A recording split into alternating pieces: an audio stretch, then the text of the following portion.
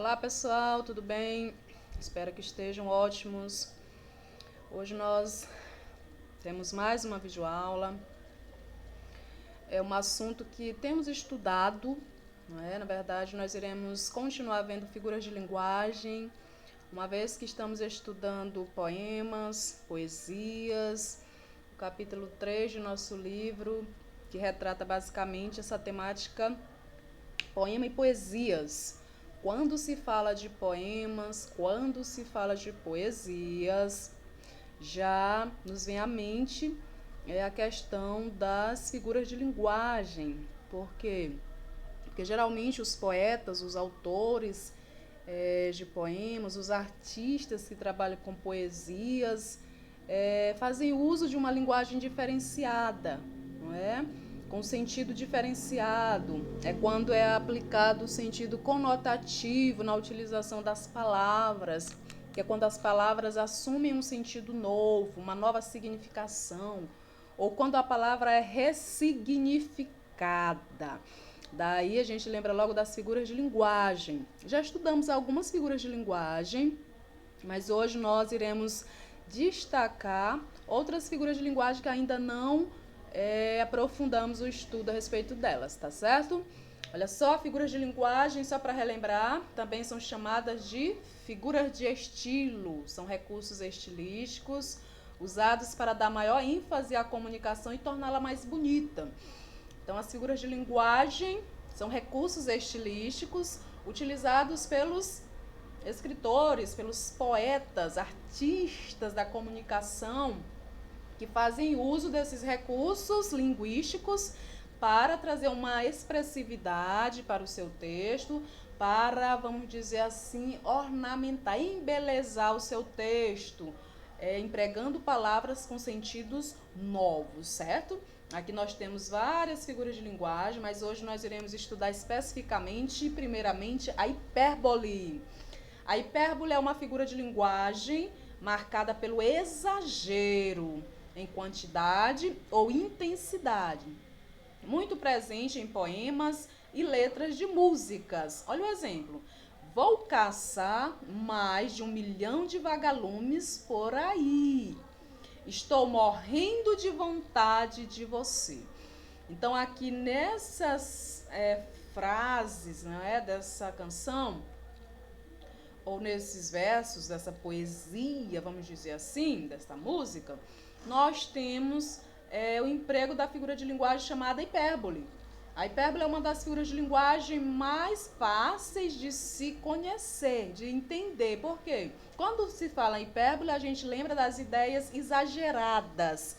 É quando você emprega uma palavra ou expressão ou uma ideia, tá? Com o sentido exagerado, tá bom?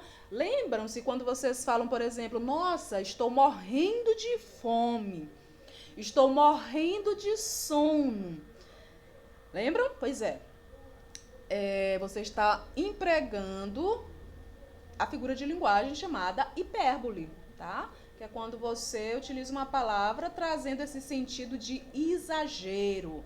Olha, é uma figura de linguagem que é criada para exagerar uma ideia. Usam-se palavras que expressam essa ideia de exagero intencionalmente. Olha outros exemplos aqui, amados. Olha, eu quero ter 1 milhão de amigos e bem mais forte poder cantar. Está destacado aqui a hipérbole, tá? Eu quero ter 1 milhão de amigos. Quando a gente fala isso, está querendo dizer que deseja ter muitos amigos.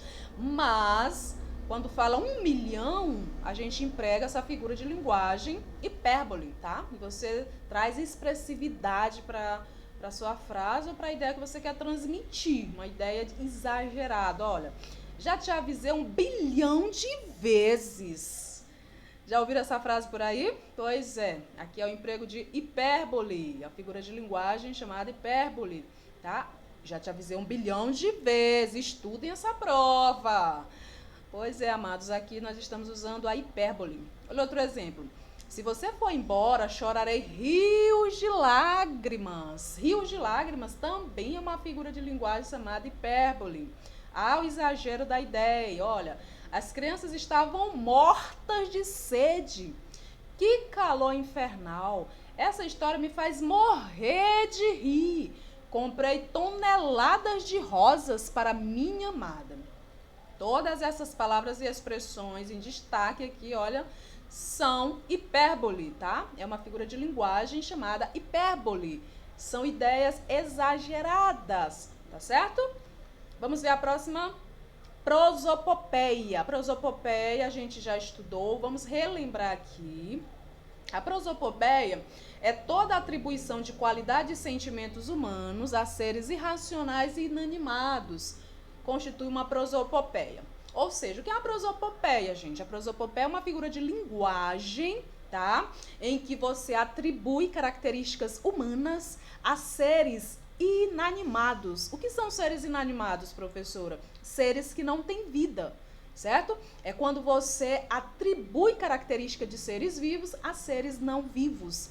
Olha só, é quando você dá vida a uma árvore, é quando você dá vida a uma casa, é quando você dá vida a um objeto. Olha o exemplo. A formiga disse que a cigarra se aborreceu muito. Olha, isso aqui é uma prosopopeia, tá? A gente chama também de personificação, tá bom? Que é você caracteriza um ser que não tem vida com atributos humanos. Então, a formiga, ela fala, não, aqui você está usando uma figura de linguagem. Olha, a formiga diz que a cigarra se aborrece. A cigarra se aborrece, gente? Não, professora, mas aqui é um recurso estilístico, é uma figura de linguagem, tá certo? O sol sorriu de felicidade. O sol ri, gente? Ele não ri, certo? Não ri. Então, o que é que acontece aqui? Aqui nós estamos utilizando um recurso estilístico, nós estamos usando uma figura de linguagem chamada prosopopeia, que é a figura de linguagem que atribui características humanas a seres que não têm vida, né? A seres inanimados, seres que não têm atributos humanos, seres que não falam, que não pensam, que não veem, mas mesmo assim você ressignifica, certo? O estado desse ser. Olha, o sol sorriu de felicidade quando percebeu que o cultivo do amor entre o casal estampava-se no cuidado à natureza. O sol não ri e o sol não percebe. Mas aqui, olha, o dia lindo, nós temos um casal apaixonado, parece que todo o universo torcendo para que a felicidade amorosa aqui dê certo, ok? Então, o que acontece é que o autor ele se utiliza de figuras de linguagem, de prosopopeia. Daí ele atribui características humanas a seres não humanos, tá bom? Prosopopeia. A outra figura de linguagem que a gente ainda não vê é a antítese, gente. A antítese é uma figura de linguagem caracterizada pela apresentação de palavras de sentido opostos. Aqui na antítese, o que acontece?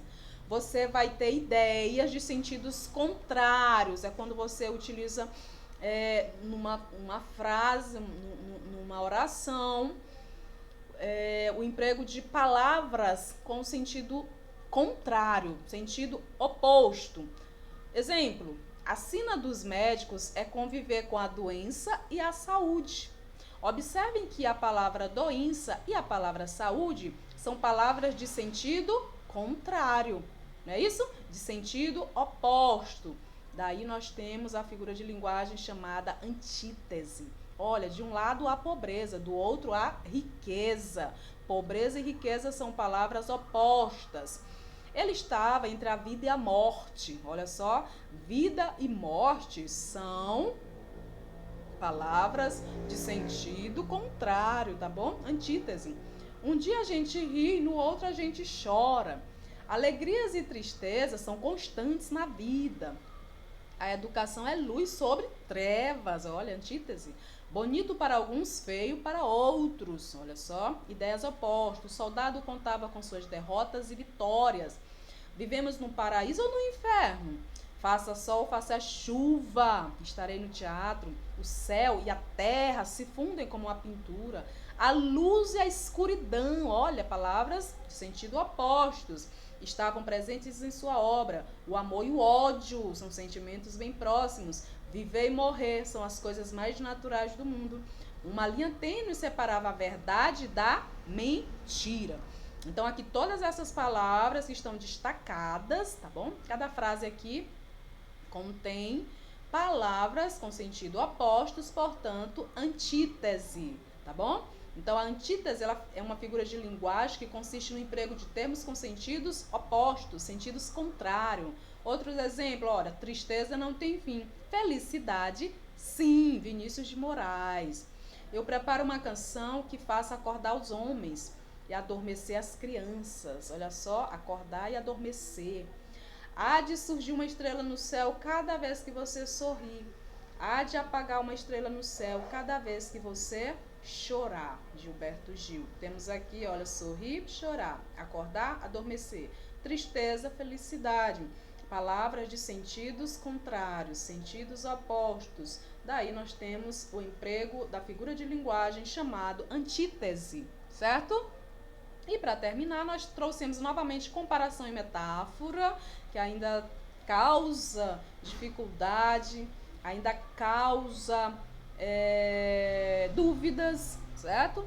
Comparação e metáfora, gente. A comparação, como o nome já diz, é quando você compara duas coisas, dois elementos, certo? De características semelhantes. Por exemplo, ela é como uma flor, certo? Observe aqui que quando eu faço essa comparação, o que é que acontece? Eu utilizo esse elemento aqui, olha, um elemento comparativo, a palavra como. Ela é como uma flor. Aqui eu estou comparando uma pessoa, uma mulher com uma flor. A metáfora, o que é que acontece? Eu também vou fazer uma comparação, só que a metáfora, ela afirma e ela não apresenta o elemento comparativo. Olha aqui, ó, ela é uma flor, certo? Então, quando eu digo que essa pessoa é uma flor, eu estou afirmando que ela é uma flor. Agora, a pergunta é a seguinte: essa pessoa é uma flor? Não, ela não é uma flor. Então, o que é que acontece? A metáfora, ela faz uma comparação entre ela, a pessoa, né, a mulher, e uma flor. A diferença da comparação é porque ela não traz o elemento comparativo, tá? É uma comparação subentendida, é uma comparação psicológica, tá bom? Com certeza ela está comparando a pessoa com características desse elemento natural, né? Do elemento da natureza, flor. Mas ela não tem o que é o conectivo aqui, ó, de comparação, tá bom? Por isso que ela não é chamada comparação, ela é chamada de metáfora. Tá bom? Apesar de ser uma comparação subentendida. Subentendida por quê? Porque não tem o conectivo de comparação. A comparação propriamente dita, ela vai trazer o elemento, olha, o conectivo comparativo, tá bom? Esse motorista é como a lesma. Ele é uma lesma. Olha, a metáfora, ela afirma que a pessoa é uma lesma. A pessoa não é uma lesma. A metáfora, ela compara a pessoa com uma lesma. A diferença da comparação é porque ela não tem o elemento comparativo. Ao contrário aqui, ó, esse motorista é como, olha aqui o elemento comparativo, é como uma lesma, certo? Então eu trouxe isso aqui só para enfatizar mais uma vez, até porque a gente já está fazendo logo mais nossa prova, não é isso? Nossa avaliação bimestral e certamente esse assunto irá cair em nossa avaliação. Ok? Então, comparação, quando eu comparo dois elementos e faço uso do conectivo de comparação. Metáfora, quando eu comparo dois elementos, tá? É uma comparação subentendida, psicológica, e eu não apresento o conectivo de comparação. Ok, amados? Bons estudos para vocês, tudo de bom. Olha só, revise os assuntos que nós temos estudado até aqui. Recorram a esses conteúdos, tá bom? Porque a nossa próxima semana a gente já tem aí a nossa avaliação bimestral. Se esforcem para que a gente consiga notas excelentes e, claro, conteúdo para a nossa vida toda. Tudo de bom para vocês. Até mais. Tchau, tchau.